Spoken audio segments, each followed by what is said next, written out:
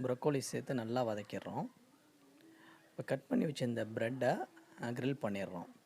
பாருங்கள், சூப்பரான Italian ப்ருஷெட்டா ready ஆகிடுச்சு. செம்மையாக இருக்குது.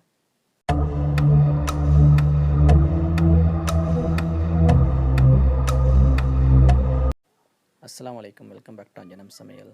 இன்றைக்கி குக் வித் ஹைஸ்ட்டில் ப்ருஷெட்டா பார்க்க போகிறோம், அதாவது இட்டாலியன் ப்ருஷெட்டா.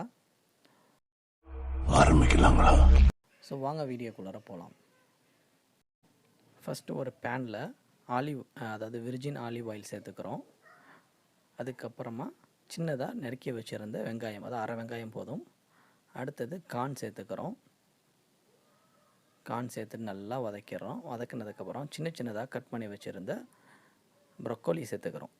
இதையும் நல்லா வதக்கிட்டு ஸ்பீசிஸ் சேர்த்துக்கிறோம். அதாவது தேவையான அளவுக்கு உப்பு, அப்புறம் மிளகுத்தூள், அதுக்கப்புறம் இட்டாலியன் ஹெர்ப்ஸ், மிக்ஸ்டு ஹெர்ப்ஸ் இருந்துச்சுன்னா சேர்த்துக்கோங்க. அப்படி இல்லை வேறு ஏதாவது ஹெர்ப்ஸ் இருந்தாலும் சேர்த்துக்கோங்க. அது இட்டாலியன் ஃப்ளேவர் கொடுக்கறதுக்காக அது சேர்க்கணும். இது எல்லாத்தையும் நல்லா வதக்கிட்டு இதை இறக்கி வச்சிடறோம். அவ்வளோதான். அப்படி நம்ம வதக்காமல் வெறும் இந்த அதாவது கார்னு ப்ரொக்கோலி எல்லாம் சேர்த்து செஞ்சாலும் நல்லா தான் இருக்கும். பட் இந்தியன் ஸ்டைலில் கொஞ்சம் இருக்கணுன்றதுக்காக இதை வதக்கிடுறோம். அடுத்து நான் ஒரு ப்ரெட் எடுத்துருக்கிறேன். அதாவது இந்த மாதிரி லாங் ப்ரெட்டு அப்படின்னா சோர் டவ் ப்ரெட்டு, அது என்ன மாதிரி ப்ரெட் இருந்தாலும் நம்ம எடுத்துக்கலாம். இப்போ எடுத்துகிட்டு இதை நான் திக் ஸ்லைஸு, அதாவது 1 இன்ச்சுக்கு இருக்கிற மாதிரி நான் கட் பண்ணி எடுத்துக்கிறேன். இதை கட் பண்ணி எடுத்துகிட்டு மேலே லைட்டாக ஆயில் தடவி நம்ம க்ரில் பண்ணணும். இதுக்கு நம்ம ஆலிவ் ஆயிலும் எடுத்துக்கலாம். ஆலிவ் ஆயில் எடுத்துகிட்டா நல்லாயிருக்கும். அப்படி இல்லைனா பட்டர் இருந்தால் பட்டர் சேர்த்துக்கலாம். இப்போ நான் என்கிட்ட ஆலிவ் ஆயில் இருக்குது, அதை நான் சேர்த்துக்கிறேன். ஃபஸ்ட்டு நம்ம ப்ரஷ் பண்ணிவிட்டு 2 பக்கமும் ப்ரஷ் பண்ணிவிட்டு இதை நம்ம க்ரில் பண்ணிவிடுவோம். ஸோ வெஜிடபிள்ஸில் ப்ரொக்கோலி மட்டும்தான் சேர்க்கணுன்ற அவசியம் இல்லை. தக்காளி, வெறும் வெங்காயத்தை வச்சு மட்டும் கூட செய்யலாம். ஸோ இப்போ நான் ப்ரஷ் பண்ண ப்ரெட்டை எடுத்து நான் லைட்டாக க்ரில் பண்ணிக்கிறேன். டைரெக்டாக அடுப்பில் வச்சே நான் க்ரில் பண்ணிக்கிறேன், சும்மா 2 பக்கமும். இப்போ இந்த மாதிரி க்ரில் பண்ணாலே போதும். நம்ம அதுக்காக க்ரில்லரில் வச்சு பண்ணணுன்ற அவசியம் கிடையாது.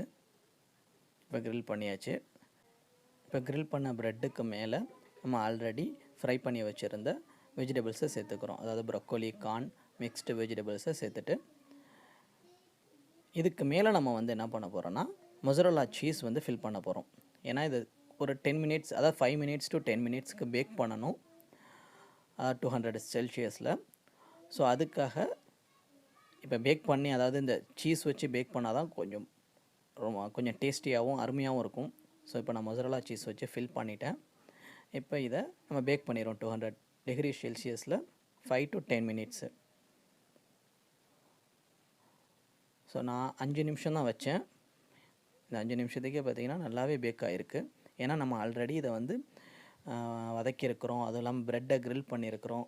ஸோ அதனால் 5 நிமிஷம் எடுத்துக்கிட்டேன். இப்போ நம்ம எதுவுமே பண்ணலை, டைரெக்டாக ஃபில் பண்ணிவிட்டு டைரெக்டாக நம்ம பேக் பண்ணுறோம் அப்படின்னா கண்டிப்பாக 10 மினிட்ஸ் வைக்கலாம். இப்போ சூப்பரான இட்டாலியன் ப்ருஷெட்டா ரெடி ஆகிடுச்சு. இந்த வீடியோ பிடிச்சிருந்துச்சுன்னா லைக் பண்ணுங்கள், ஷேர் பண்ணுங்கள். இதே மாதிரி சூப்பரான வீடியோவில் நம்ம சந்திப்போம். அதாவது குக் வித் கோமாளியோடைய ரெசிபீஸும் நம்ம சேனலில் இருக்கும், மற்ற ரெசிபீஸும் நம்ம சேனலில் இருக்குது. மறக்காமல் பாருங்கள், மறக்காமல் சர்ப்ரைஸ் பண்ணுங்கள். தேங்க்யூ. ஸோ தேங்க்ஸ் ஃபார் வாட்சிங். அஸ்ஸலாமு அலைக்கும்.